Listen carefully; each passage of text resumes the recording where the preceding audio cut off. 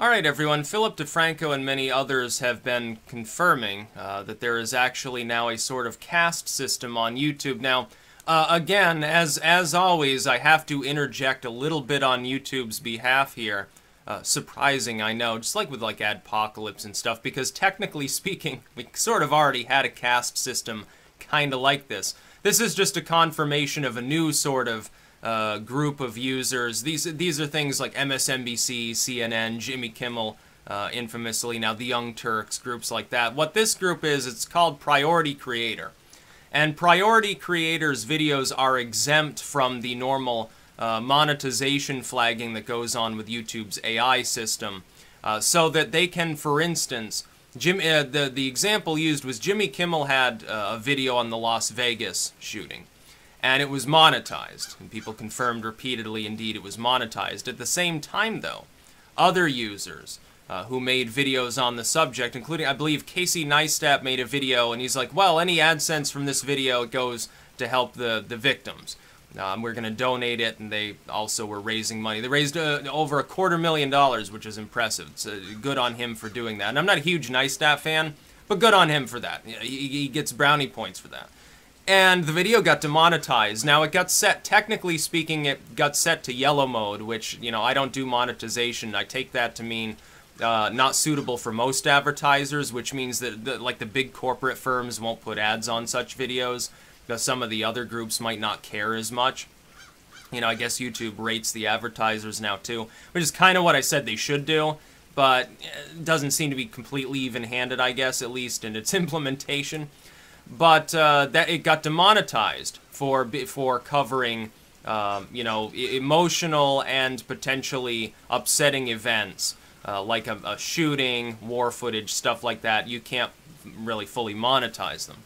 And the hypocrisy was, of course, Jimmy Kimmel's video on the subject was. Now, what this does is it creates a class of users who can, with impunity, use whatever tags or title, cover whatever topics they want, short of breaking the actual TOS itself as applied to content specifically. And it allows them to monetize videos that are on subjects that regular users would not be allowed to monetize. I think it's unfair. I think it's a bad idea, but let's not kid ourselves. There's been a YouTube caste system for a while. For instance, a group like the Young Turks can upload a video saying, oh, the coming death of white man and why this is a great thing. And if somebody else were to upload such a video, and I've seen, this isn't left and right, trust me, because I've seen users, like black nationalists, who have uploaded content that's fundamentally similar. It's more on the well, this statistic says X about white people, and this says Y, and stuff like that. I've seen those videos get taken down, get flagged down on YouTube before, because those users are not the Young Turks. And that's becoming a problem on YouTube. And it goes hand in hand with what I've been discussing, which is that these bigger firms, corporations, certain rich, famous, like celebrity individuals, Jimmy Kimmel would be on that, people who work for certain corporations, pundits, can get away with things that the average user can't. But we've had a caste system anyway. For instance, if you have under 10,000 lifetime views and under a certain amount per month, you can't even monetize anymore.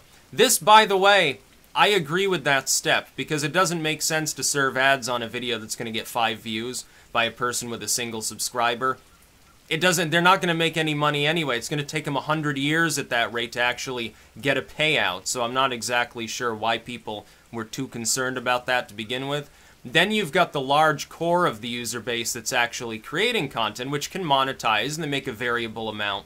And then you have the YouTube partners. I myself am a YouTube partner. This means that I'm like in the second class of YouTube, below the priority creators, I guess. Which means that I've hit that threshold where I get additional protection for my content against like a flagging raid. I can talk much more easily and directly to YouTube, like there are certain account managers just for the partners, and so you get a quicker, more in-depth reply.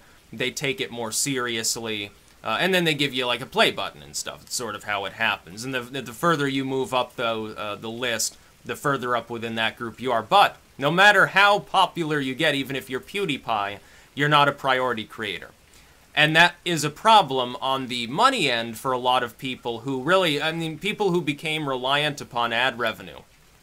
to fund whatever they were funding. Even if it was just, hey, I pay my internet bill and I bought a new camera, with the AdSense money that I was making, can no longer reliably do that. Increasingly, this is pushing them towards crowdfunding, which YouTube doesn't really have a problem with, although now, unless you're a verified creator, like a YouTube partner, you can't put it like you can't have the links embedded directly on the video itself, like a de facto ad, I guess, at the end or something. They remove that ability, including personal websites. So you have to use the description instead. Not a huge problem, but it is sort of part of the adpocalypse stuff. YouTube has really gone for the money angle on this, which shows me that this is indeed predominantly about appeasing advertisers. The problem is those advertisers also have a problem with certain kinds of content even being on the platform, and they pretend that they don't want to be associated with it. And I think it was DeFranco made the very good point that groups like lamestream news, lamestream pundits and celebrities, some of the things they say and talk about are themselves offensive in character under the same auspices of the rules applied to monetization. That is, CNN, if a shooting happens, they immediately begin the coverage. Those same companies will run ads on cable TV that are related to that story. They don't have any problem with their ads being on the commercial break during some national tragedy. They just don't want it to be on YouTube associated with someone who's independent.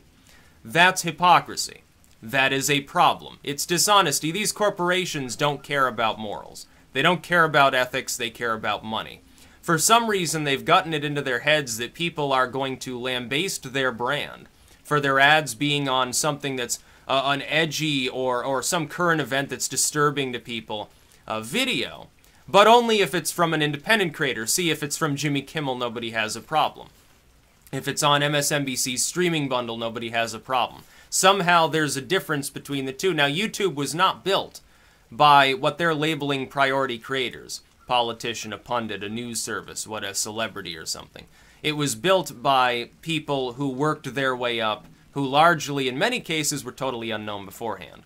That includes some people that have risen to total celebrity status who primarily, they got found on YouTube. They were singing some song, they got signed, now they have a band.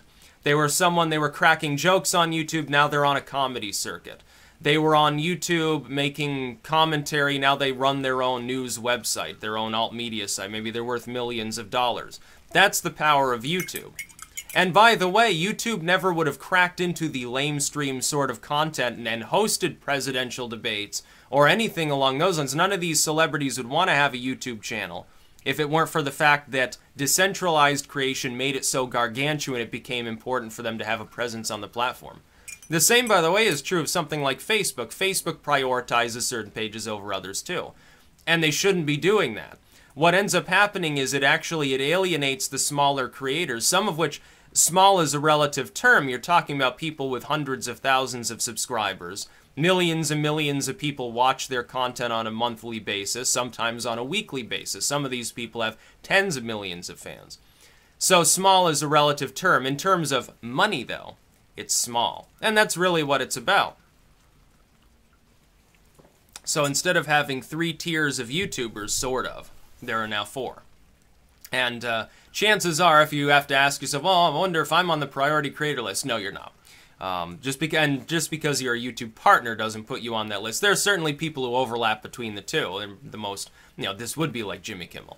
But then again, to have a partner channel, all you need is a threshold of either represents a celebrity, pundit, politician, or brand, to verify that it's actually them running the account, or you've hit 100,000 subscribers. YouTube considers you, therefore, now to have a large enough audience to count kind of as a de facto e-celeb, I guess. That's how most of us got to that status. So while we still enjoy some protections, it won't protect you from demonetization. You got people with millions of subscribers getting mass demonetized, so that they're making very little compared to what they made before. Now, again, relative terms, some of these people still make millions of dollars a month. I mean, tens of thousands of dollars a month. But crowdfunding is proved long-term, I think, to be more lucrative. Like, if I monetized all my content, about 90% of it wouldn't be fully monetized. Most of it would have ads to some degree running on it. There'd never be enough ads to actually fill up all the views, though. That's the problem. Because a lot of those bigger advertisers that have the bigger bankroll for their ad programs, They only want to be on that priority content, which means that they want to put their ads on stuff that you can see on cable or on demand anyway. You don't need to use YouTube to see that sort of material. YouTube thinks it can compete with on demand. Now, I think it's a bad fiscal strategy long term. They're going to hamstring themselves because the independent creators that were for a very long time, they're rising up and up and up, pulling in more money by being unique, by being something that was not on cable. Cable and Netflix and stuff can't compete with YouTube to that degree with the decentralized content that was made. Millions of people, many thousands of people who have the gigantic audiences, tens of thousands that have at least large audiences. Nobody else has that. Only YouTube has that. YouTube and now, to an extent, VidMe, BitChute, and these other sites that are basically providing a similar service, sometimes in a less corporatized form, I will add. But YouTube thinks it wants to compete for sort of that cable-style content, and it's unfortunately what's happening is it's beginning to drag down all of the other content that actually built the platform and made many people lucrative careers. Many of them, I think, will end up going on to other things as they become available. YouTube will become basically like the now toned down, kind of sanitized cable that we have in this country, or on demand, something along those lines. It won't be completely centralized. There will be independent content there, but it'll be less lucrative for the people making it. The overall audience will decline over time, and it will become, I think, unfortunately to people, boring and vestigial. It'll become old social media, which is unfortunate because a lot of us have spent a huge amount of time and investment on our YouTube channels. Like, I've been here almost 10 years. Next month, only in a few weeks, will mark the 10-year anniversary of my arrival on YouTube. As far as having an account and making content, that is. I've already passed that in using YouTube. I think by now it's like 12 years. So hopefully this is addressed. When you start getting creators with more clout, people with millions of subscribers, actually talking to YouTube staff, at some point, someone at YouTube is going to have to notice, and they're going to have to counterbalance the will of the creators that made YouTube and continue to keep it afloat. They're going to have to listen to us at some point and counterbalance that against their fiscal well-being and try to figure out a way to not alienate everyone on the platform. That's about all. Peace out.